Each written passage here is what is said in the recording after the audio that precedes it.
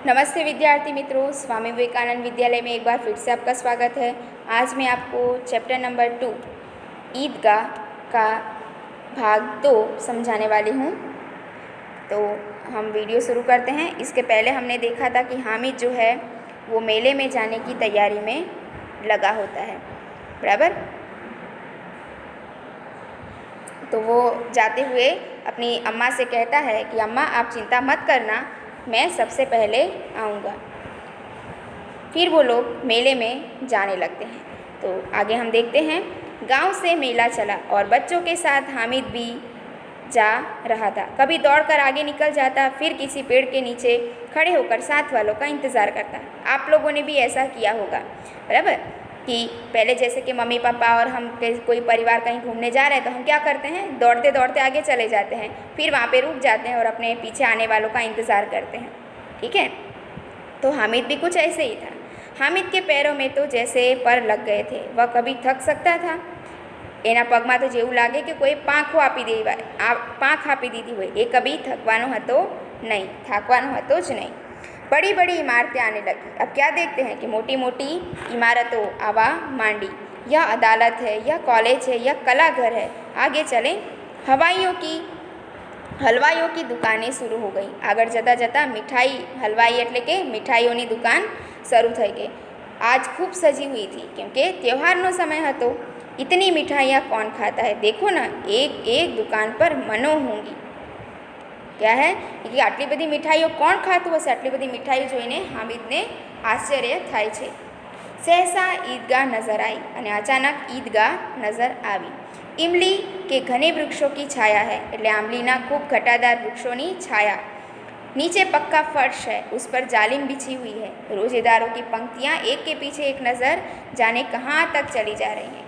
અને ત્યાં ઈદગાહનો જે નજારો છે તે કીધું છે કે ત્યાં એક આંબલીનું ઝાડ છે, ખૂબ ઘટાદાર, અને એની નીચે પાકું ફર્શ પાથરેલું છે અને એની ઉપર ચટાઈઓ પાથરેલી છે અને એની પર જે નમાઝ વાંચવા બેઠેલા છે એ લોકોની જે લાઈન છે એ ખૂબ दूर दूर સુધી गई છે। यहाँ कोई धन और पद नहीं देखता। इन ग्रामीणों में भी वजू किया और पिछली पंक्ति में खड़े हो गए, बराबर। અને અહીંયા કોઈ નાનું મોટું કે કોઈ ગરીબ અમીર હોતું નથી, કેમ કે ઈશ્વરના દરબારમાં બધા એક સમાન હોય છે, बराबर। कितना सुंदर संचालन है, कितनी सुंदर व्यवस्था। हजारों सिर एक साथ सिजदे में झुके जाते हैं। કહે છે કે અહીંયા કેટલી સુંદર વ્યવસ્થા કરી છે, લોકો કેટલા વ્યવસ્થિત થઈને બેસેલા છે અને બધાના માથા, બરાબર, ભગવાનના ઈશ્વરના સજદા માટે એક સાથે ઝૂકે છે અને એક સાથે ઉઠે છે। फिर सब एक साथ खड़े हो जाते हैं, मानो भातृत्व का एक सूत्र असमस्त आत्माओं को एक कड़ी में पिरोए हुए है, बराबर। અહીં કહે છે કે અહીં કેટલી સુંદર આ જે વ્યવસ્થા છે ખૂબ સુંદર લાગી રહી છે। नमाज खत्म हो गई, लोग आपस में गले मिल रहे हैं। नमाज पूर्ण थाय छे अने लोगों एक बीजा साथे गले मळी रह्या छे। अब मिठाइयाँ और खिलौनों की दुकानों पर धावा होता है, बराबर। अने नमाज जेम पूरी थाय छे तेमज बधा एक साथे रमकड़ा अने मिठाइयों की दुकानों पर टूटी पड़े छे। ग्रामीणों का यह दल इस विषय में बालकों से कम उत्साही नहीं, अने गामडाना जे लोको छे ए बाळको जेवा होय छे। यह देखो हिंडोला है, यानी कि आजुओ चकडोळ छे, एक पैसा देकर चढ़ जाओ। कभी आसमान पर जाते हुए मालूम होता है, कभी जमीन पर गिरते हुए। यह चरखी है, लकड़ी के हाथी, घोड़े और ऊँट छड़ों से लटके हुए हैं। एक पैसा देकर बैठ जाओ और 25 चक्करों का मजा लो। क्या कहते हैं कि एक पैसा आपीने तमे चकडोळमां बेसी जाओ अने लाकड़ीना हाथी, घोड़ा, ऊँट आ बधाना उपर तमे बेसीने लटकी सको छो अने एक पैसा पर आपीने बेसो अने 25 चक्करना मजा लो। बधा मित्रों महमूद, मोहसिन, नूरे और समी इन घोड़ों पर बैठते हैं। हामिद दूर खड़ा है, बराबर। જ્યારે એના મિત્રો એ ઘોડા પર બેસે છે ત્યારે હામિદ દૂર ઊભો રહે છે। 3 पैसे तो उसके पास है, उसके पास એની પાસે માત્ર 3 पैसा હોય છે। अपने कोष का 1/3 जरा सा चक्कर खाने के लिए नहीं दे सकता। શું કહે છે કે એમાંથી 1 पैसो હું થોડી વારના એક ચક્કર ખાવા માટે હું 1 पैसो આપીશ नहीं। सब चरखियों से उतरते हैं, खिलौने लेंगे। इधर दुकानों की कतार लगी हुई है, तरह तरह के खिलौने हैं। सिपाही और गुजरिया, राजा और वकील, भिश्ती और धोबीन, वाह लगता है अब बोलना ही चाहते हैं। महमूद सिपाही लेता है, खाकी वर्दी और लाल पगड़ी वाला। શું કરે છે? એમાંથી બધા અલગ અલગ રમકડા, માટીથી બનેલા રમકડાઓ જુએ છે, બરાબર.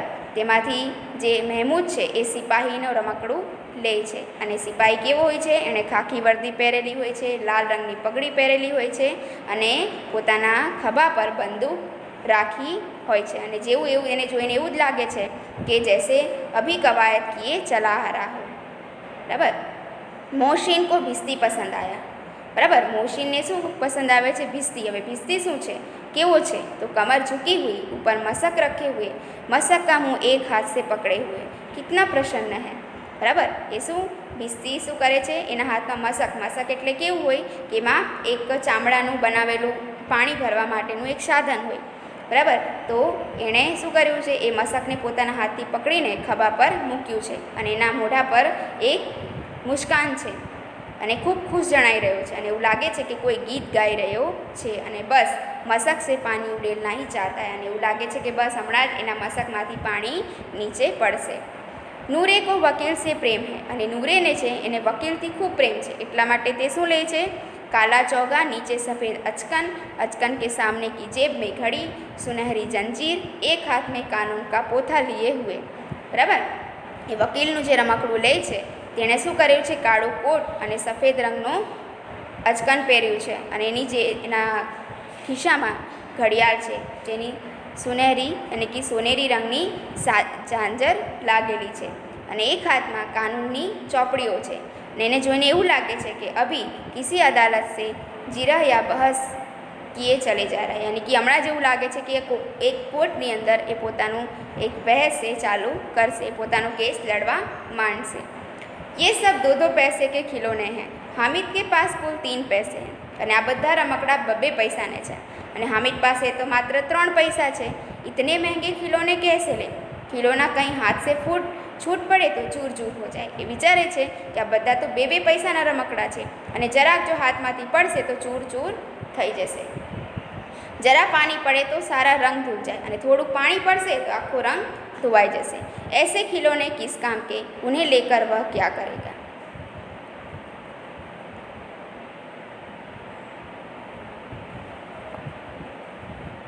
તો મિત્રો આજે આપણે આજનો જે વિડીયો છે અહીં સુધી જ રાખીશું.